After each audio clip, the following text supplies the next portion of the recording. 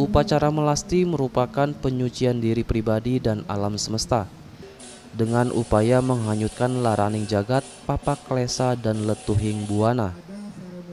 Ada yang berbeda dalam upacara melasti dalam memperingati Hari Raya Nyepi Tahun Baru Saka 1945 tahun 2023 di Sumatera Selatan, di mana di tahun ini merupakan yang pertama diikuti oleh 3 desa adat yang ada di Sumatera Selatan.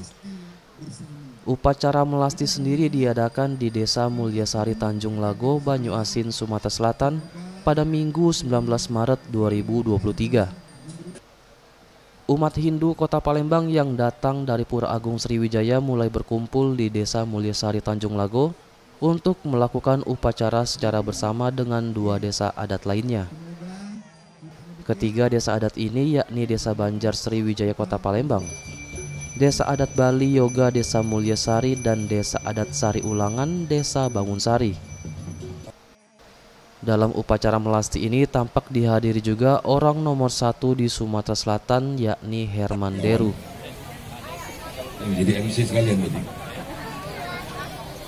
Ketua PHDI Kabupaten Banyuasin Bapak Putu Sirpa.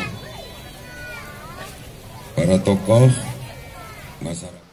Upacara melasti diikuti dengan hikmat oleh umat Hindu dari 3 desa adat di Sumatera Selatan ini. Terima kasih.